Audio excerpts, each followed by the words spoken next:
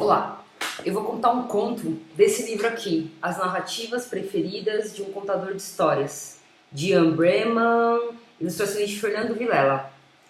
Bora lá?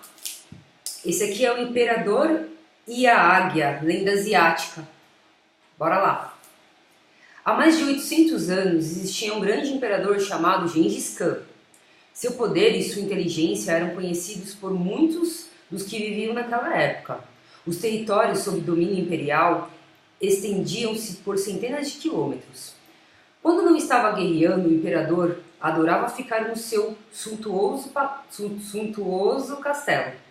Seu passatempo preferido era caçar com sua águia, um animal muito bonito, pelo qual devotava uma grande afeição. Certa manhã de verão, Gengis saiu para caçar, convocou os amigos, os escravos e apenas com um assobio chamou a águia. Ela logo pousou em seu braço.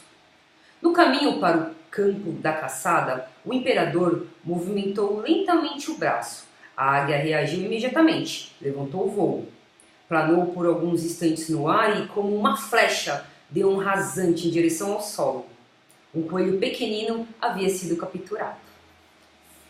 Gengis Khan passou o dia todo caçando.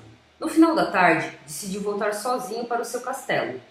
Queria refletir um pouco sobre a vida, a família e sobre a próxima guerra. Dispensou os amigos e os escravos. A águia, como que lendo seu pensamento, levantou o voo e foi embora. O imperador andava devagar, matutando sobre diversos assuntos. Depois de uma hora caminhando, percebeu que havia esquecido o cantil de água. E ficar sem água naquele verão era morte na certa. O grande soberano conhecia como a palma de sua mão a região em que estava. Procurou rios secos, procurou lagos secos. Desesperado, começou a correr. Avistou uma rocha na qual fluía um líquido. Só podia ser água. Morrendo de sede, pegou um copo do seu alforje, aproximou da rocha e esperou que ele enchesse. A água caía gota por gota. Quando o copo estava praticamente cheio, trouxe à sua boca. De repente, sua águia apareceu e com muita rapidez derrubou o copo no chão.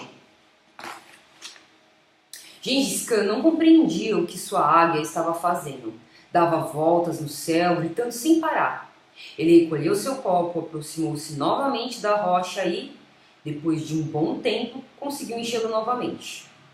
E pela segunda vez, a águia apareceu e derrubou o copo. O soberano ficou furioso. Olhou para o céu e gritou: "Da próxima vez eu te mato, juro!" Tomado pelo ódio, ele recolheu o copo com uma das mãos e com a outra segurou um punhal. Aproximou-se da rocha. Poucas gotas caíam agora. Conseguiu enchê-lo apenas até a metade. Pela terceira vez, a águia deu um rasante e, mais veloz que uma flecha, derrubou novamente o copo.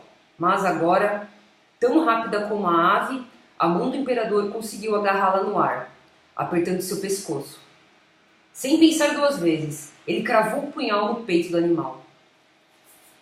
Gengis Khan jogou a águia no chão. Do coração dela, o sangue jorrava sem parar.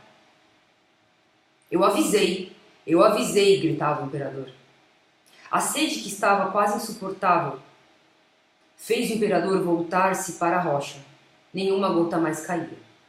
Ele então teve uma ideia. Talvez a água viesse do topo.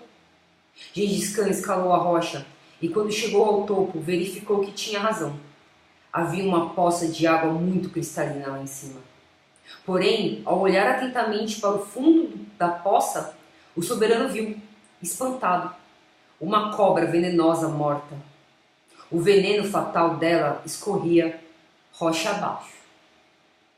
Uma tristeza gigantesca apoderou-se da alma do poderoso homem.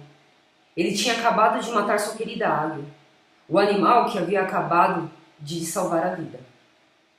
Com os olhos cheios de lágrimas, o imperador desceu da rocha e enterrou a águia. Ele tirou uma conclusão de todo esse acontecimento.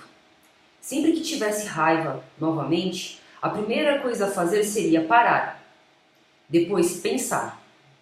e finalmente agir.